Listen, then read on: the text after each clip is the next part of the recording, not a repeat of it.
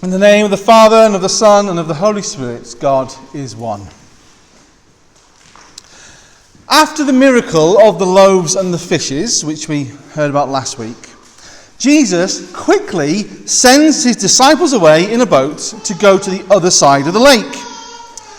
From reading the other account of this event in John chapter 6, we know that after feeding the 5,000, the crowds became inflamed with enthusiasm and tried to take Jesus by force and make him king.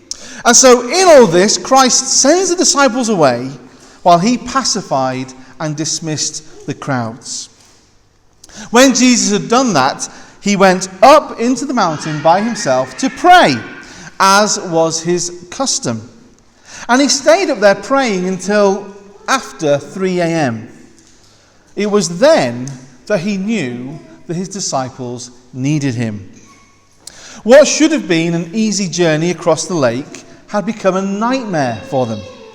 As a storm had suddenly swept down the Sea of Galilee, the disciples' boat was already in the middle of the lake, being tormented by the waves, far too far to turn back and seemingly making no progress forward. The wind was against them, and however hard they rowed, they could get nowhere. And what does Christ do? He comes down to join them. This is a picture, this is an icon of the incarnation. We must remember what the sea meant in the ancient worldview. You see, the disciples were not simply in danger of drowning. To the ancient mind, the sea was the uncreated chaos. It was the realm of non-existence. It was the seedbed of evil. We read in the opening pages of Genesis that God was brooding over the chaotic waters, about to bring life out of them.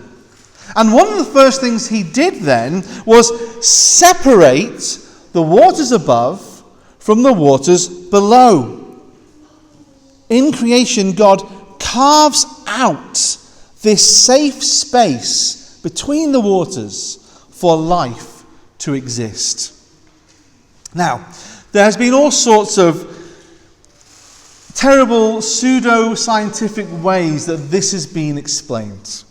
As referring to, there was a water canopy above, or it's referring to the atmosphere or the ozone layer. But no, very simply, the ancients understood that up there is chaos and death, what we now call the vacuum of space, and down there is chaos and death, the depths of the sea. To them, the sea was of the same kind as the heavens. They are both blue, stormy, and dangerous places. Places of chaos. Places where humans cannot go and exist and live. They were places that hadn't been put in order. They were chaotic spiritual realms. They were where evil came from. And we see this throughout the Bible, don't we? Just think of Daniel 7. Think of Revelation 13, where the beasts come. Where do they come from? They come up out of the sea. Why am I telling you all of this now? Well, because we need to understand the ancient worldview to see the bigger picture in this event. Jesus wasn't just coming down the mountain to save them from drowning. It is an icon of the incarnation. Christ sees humanity being tossed about by the chaotic darkness. And he comes down from the Father. He's praying to the Father. He comes down from the Father to join them and defeat the dark powers of the world. The troubles of this life are no trouble to him. The dark powers that so often throw us around, Christ simply tramples down, walks across, subduing them under his feet. The very troubles that threaten to overthrow our boat, our life, cannot so much as trip Christ up. From the disciples' perspective, all hope seemed lost. But then, just as they are beaten and battered, they see Christ coming across the waters. And they initially think, it must be a ghost. But Peter says, if it is you, Lord, tell me to come to you. Come to you? He's the one on the boat. What does he mean?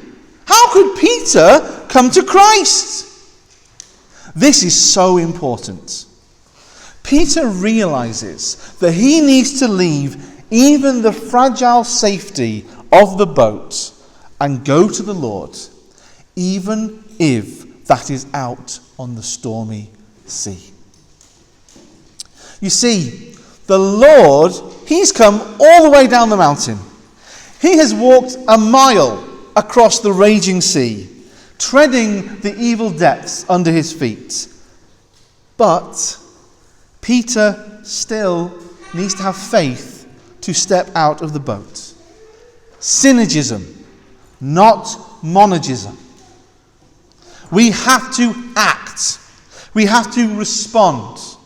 And that's what Peter does. He steps out of the safety of the boat onto the water and sets off towards Jesus. Just think about this. Yes, the boat is being tossed about in the storm, but that doesn't mean it makes sense to step out of the boat, right? As a seasoned fisherman, in the middle of a storm, there was no part of Peter's mind that thought, do you know what? I think the best thing right now would be to jump out of the boat. But then he saw Jesus. Then he saw Christ. When he sees Christ on the waves, he knows it's stormy out there, but if Christ is out there, then out there is far better than in here. That is where I want to be. That is what we all must be doing all of the time.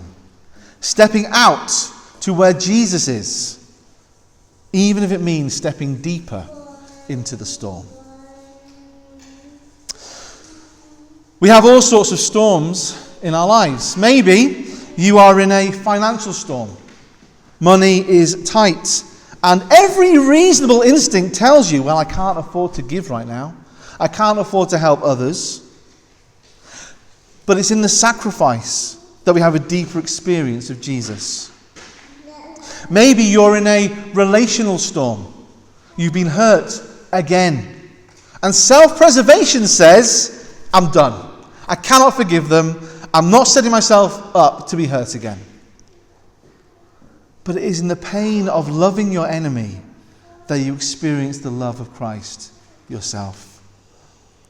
Maybe you are in a storm of indecision and you are being called to take your faith more seriously, but you know it will cost you and it will cause you trouble with family and friends, and it will mean you have to give up certain comforts and behaviors. Whatever storm you are facing, whether health, doubt, or fear, you think to yourself, well, at least where I am right now feels relatively stable. I know this. And stepping out there in obedience, in love, in faith, in sacrifice, well, that just seems like it's going to make things worse. And we don't want to make things worse. But what if that is exactly where you will meet Jesus? What if out there, deeper into the storm, is where Jesus is waiting to meet you? Then stepping out, going deeper into the storm, becomes the only reasonable thing to do. Orthodox Christians have always held this truth dear. It is in the very discomfort of the fast that we experience the closeness of Jesus. It is in giving away our money so that we are not wealthy that we find the love of Christ.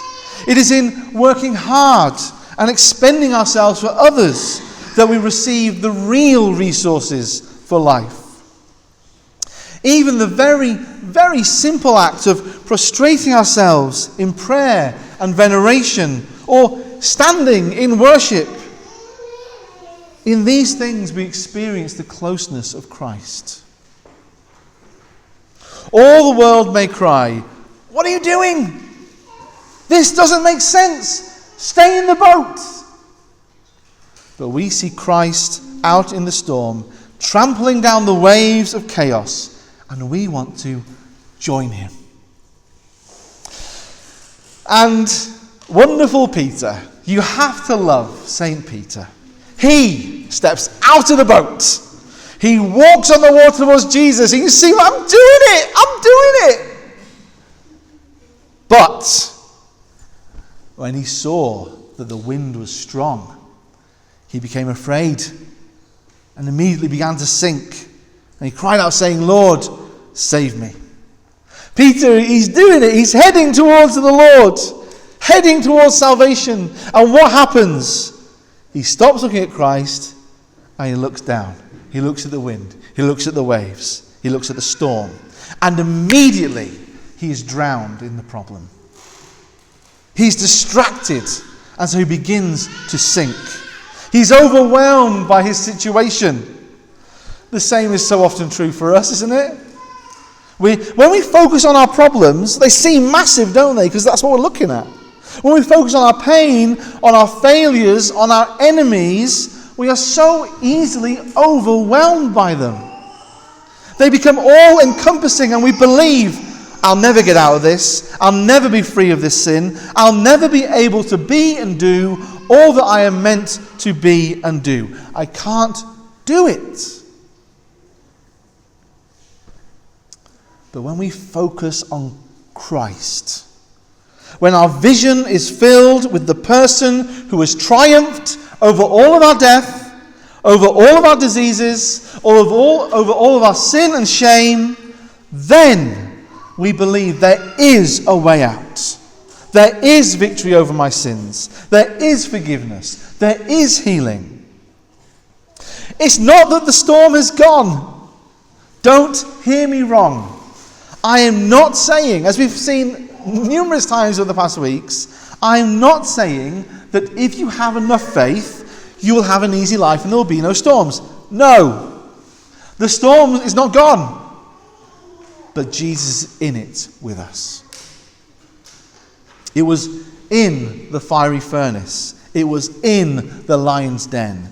It was in the pain of barrenness. It was in the wrestling match that Christ was known most intimately to the Old Testament saints. We will always have things that distress us, storms that threaten to topple us and drown us. And the devil and the demons who thrash about in the chaotic deep want nothing more than to trip us up. They want to destabilize us. They want us to take our eyes off of Christ and put them onto the storm. And they'll throw things at you. I wonder if this will get their attention. I wonder if this will get them worried enough to stop looking at Christ. But we must not let ourselves be distracted. St. John Chrysostom writes, "It was not the assault of the wind, but his want of faith that brought Peter's overthrow. And for this reason, you see, even when he had caught hold of him, he suffers the wind to blow, showing that no hurt comes thereby when faith is steadfast." In his incarnation, Christ has joined us. He is with us. Paul tells us in the book to the Hebrews that we do not have a high priest who cannot sympathize with our infirmities, but one who has been taught by trial in all things, just as we are. Yet he was without sin. Therefore, let us approach the throne of grace with boldness, so that we may receive mercy and find grace for assistance in time of need. Step out of the boat. Rush headfirst into the hellfire of the storm, because Christ has already gone there. There you will find him, and only there will you find a way out of the storm. You see, no matter how far down you go, no matter how hard life may feel, Christ has gone further. He's gone literally to Hades for you. He went to the bowels of hell and death, and he punched a hole through the other side, making a way out.